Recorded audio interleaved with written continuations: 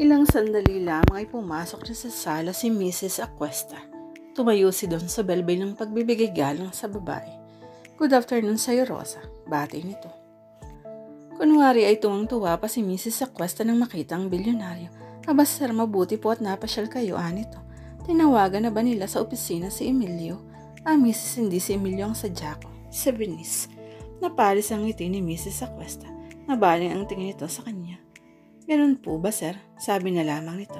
"Sige, sir, at baka nakaka-istorbo ako." Hindi naman. Nakangiting wika ni Don Sobel.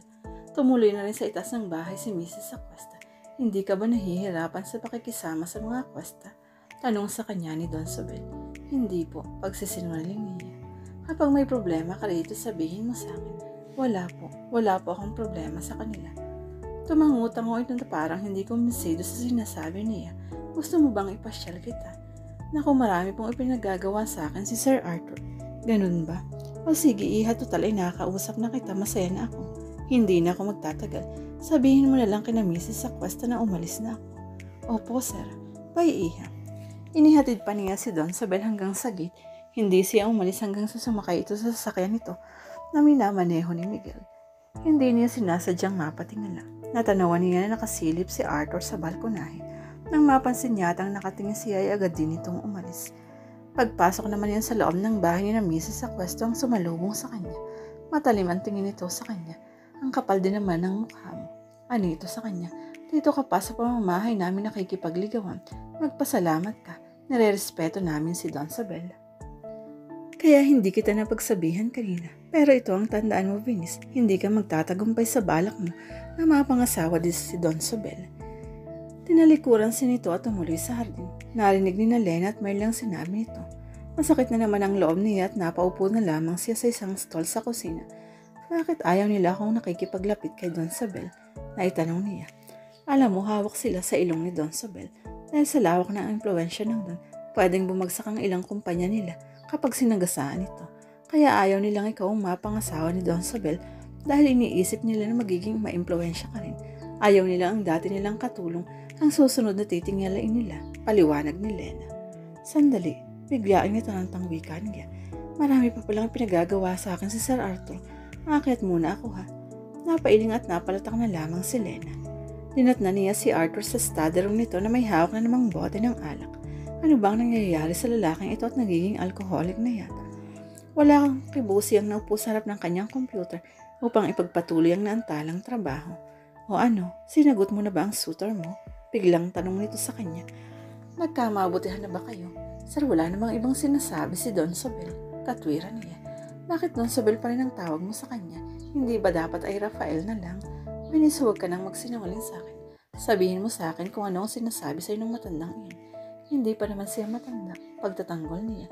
52 pa lamang siya. "Hindi pa pala matanda sa'yo yun, ano? Tanggap na tanggap mo na talaga siya. Ngayon ano ba ang napag-usapan niyo?" Nakadama siya ng inis sa ginagawa nitong pakikialam sa kanya. "Oo, may sinasabi siya sa akin. Sabi niya mahal na mahal daw niya ako at handa niya akong pakasalan sa lahat ng simbahan sa buong mundo. Sabi ko naman bata pa ako. Sabi niya mas mabuti raw yun dahil magiging bata rin daw ang pakiramdam niya."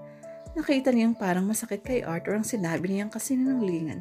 Bigla nitong tinungga ang hawak na bote ng alak. "Bilisan mo ang trabaho mo, ha?" Parang galit na utos nito sa kanya. Pagkuha na iniwanan siya nito. Papasok na naman siguro ito sa sarili ng silid para maglasing. Hindi siya dapat magsinungaling, ngunit ginawa niya yun dahil nainis na rin kasi siya sa kakulitan nito. Alam niya nagsiselos ito kaya tinitikis niya. Paano matapos siyang magpagtapatan at yakap-yakapin ay binaliwala lamang siya. Tanggap naman niyang hindi sila bagay, ngunit dapat ay ginalang man lamang siya nito. Ang damdamin niya at nang hindi siya umasa kahit paano. Hindi inaasahan ni Venice na masasolo siya ni Margie. Siya kasi ang natasang magbukas ng gate para makapasok ang kotse nito. Kung bakit kasi tamad magbukas ng gate ang stay-in driver ng mga Aquesta. Sandali lang, tawag sa kanya ni Margie nang bumaba ito sa kotse. "May sasabihin lang ako sa'yo." Lumingon siya. "Bakit po, ma'am?" tanong niya. Lumapit siya sa kanya. "Ito ang tandaan mo, ha? Huwag na huwag ka nang papasok sa silid ni Arthur. Hindi marunong uminom ng alak ayon at baka mapagsamantalahan ka pa." "Opo, ma'am." "Isa pa, huwag ka nang mag-ilusyong magugustuhan ka ni Arthur. Malinaw na sinabi niya sa akin, hindi ka niya papatulan. Kung lasing siya baka masikmura ka pa niyang pagsamantalan. Pero knowing na pakakasalan ka niya at ipalit sa akin. Naiintindihan mo ba? Opo, ma'am. Natulos siya sa pagkakatayo ng talikuran siya nito. Ngayon tatlos na niya kung ano ang sinabi. Ni Arthur nang mahuli sila ni Margie na magkayakap. Ikinatwiran nitong lasing lamang ito kaya siya nayakap. At tiyak binola nito ang kasintahan na hindi talaga ito magagawang ipagpalit sa kanya. Naniniwala naman si Margie dahil napakababa kasi ng tingin nito sa kanya para pag-interesan siya. Hindi nakakaligta ang dalawin ni Venice ang puntod ng kanyang ama sa Laloma Cemetery. Kada isang linggo ay gumagawa siya ng paraan para makapunta sila ni Merle roon. Ang paniwala kasi niya ang mga panalangin at pagsakripisyo ay nakakatulong sa isang kaluluwa upang mapatawad sa kung anumang kasalanang nagawa nito.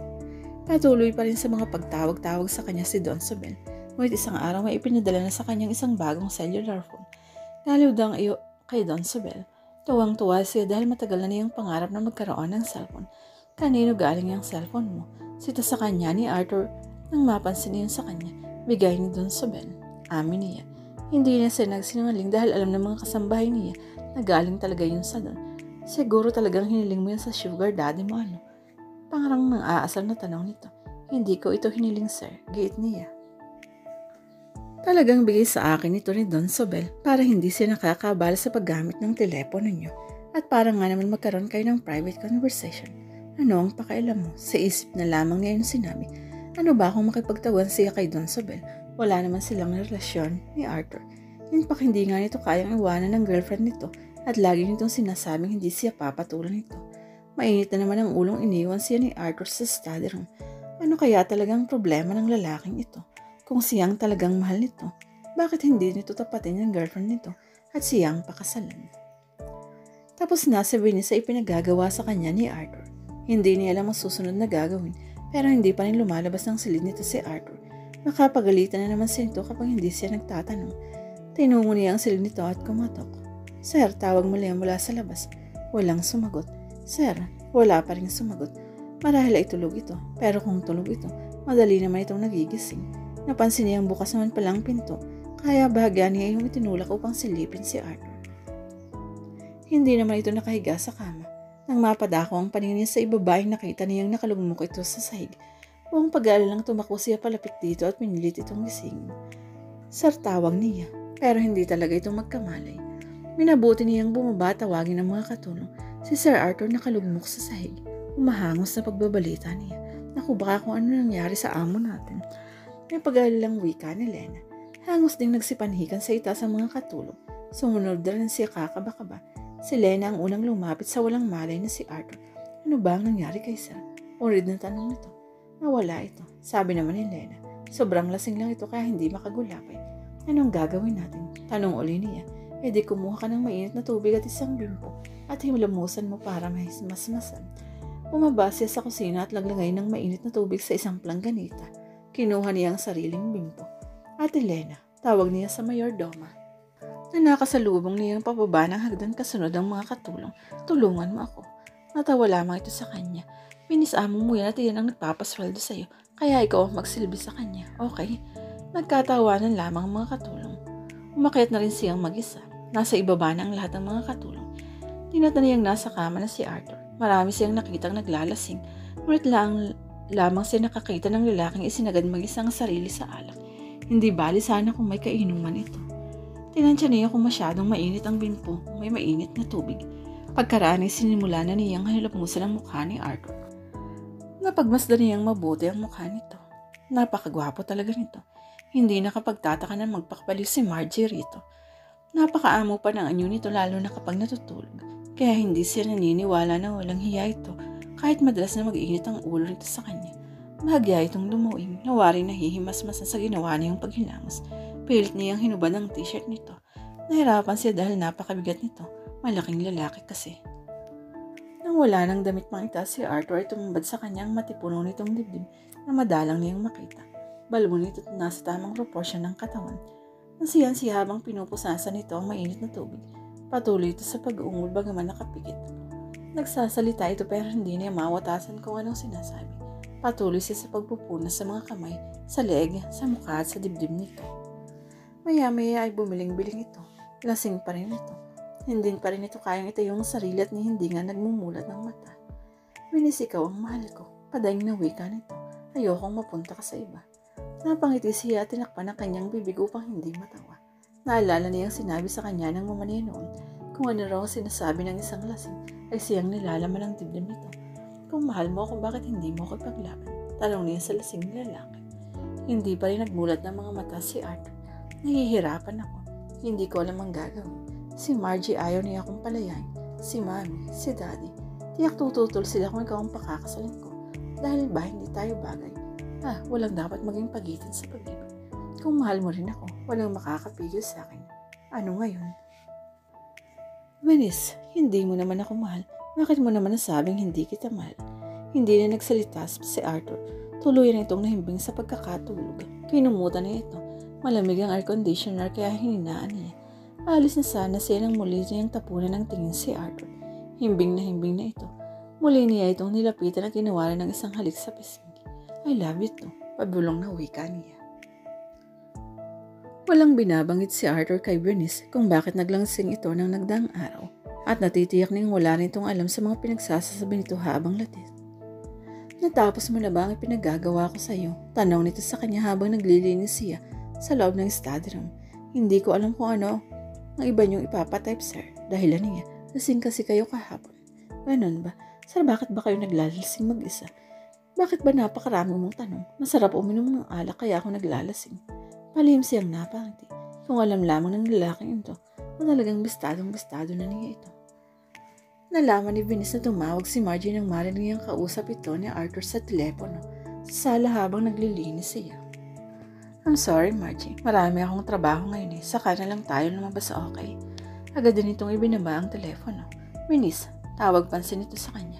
Iwanan mo muna ang ginagawa mong yan. Tapusin mo na yung mga list of materials and expenses. Oo, sir. Sagot niya. Agad naman niyang itinabi ang vacuum cleaner. Pumanik na siya sa taas ng bahay tumuloy sa study room upang gawin ang pinag-uutos sa kanya ni Arthur. Nabuti na lamang at laging wala si Mrs. Aquesta at ang dalawang kapatid na babae ni Arthur. Naglalagay ang mga ito sa pag-aaring condominium sa Makati kung saan nag-uopisina si Mr. Aquesta. Kung nagkataon lagi siyang naiimpyerno sa bahay na iyon. Halos matatapos na niyang ginagawa ng pumanhik si Arthur. Bagong paligo ito, sa banyo sa ibaba ito naligo, salip na sa shower room nito sa silid. Hindi pa ba tapos yan? Tanong nito sa kanya. Sandali na lang, sir. Sabi niya, bilisan mo yan ha, pagkatapos magbihis ka at may lakad tayo. Oo, sir. Nang matapos siya ang ginagawa ay bumaba na sa silid niya ng mga katulong. Pumili siya ng damit mula sa bigay sa kanya ni Don Sabel. Isang palda at blusa na kombinasyon ng red at maroon ang napili niya. Lalong tumingkad ang kaputihan nang may suot ang damit. Hindi na siya naglagay na kung ano-ano sa mukha. Tutala hindi naman yata niya kailangang magpaganda pa. Baka lalong mabaliw sa kanya si Arthur. Mukhang nakapang Valentine kayo ngayon Biro na sa kanya ni Panya. Saan ba ang date? Inirapan niya ito. Pupunta kami sa opisina ni Sir Arthur. Naku, sa suot mo yun. Baka pagkaguluhan ka ng mga architect at engineer doon. Ano gamang maganda sa damit ko? Actually, simpleng damit lamang iyon. Ngunit sukat na sukat yun sa kanya kaya lumitaw ang kaseksihan niya. Litaw rin ang kalahati ng mga hita niyang maputi at makinis. At ang kulay rin ng damit na nagpatingkad sa kanyang kagandahan kaya napula siya ni Panyang. Para kasi siyang rosas na mumukadkad. Naupo muna siya sa salas upang hintayin si Arthur na medyo banido sa pagdating sa pagbibihis. Ilang sandali lamang ay bumaba na ito. Suot ang khaki slacks. Nakatakin doon ng isang grayish na long sleeve polo shirt. Tayo na. Yaya nito sa kanya. Dala mo na ba ang mga envelope? Oo, sir. Tugon niya tumayo na siya. Pagtayo niya ay napatingin ito sa kanya. Halos hindi ito kumukurap. Para itong naengkanto. Sir, agaw pansin niya rito. Aalis na ba tayo? Oo, parang nasurpresa pa ang reaksyon nito. Hanggang sa sumakay sila sa kotse ay hindi na ito kumibo.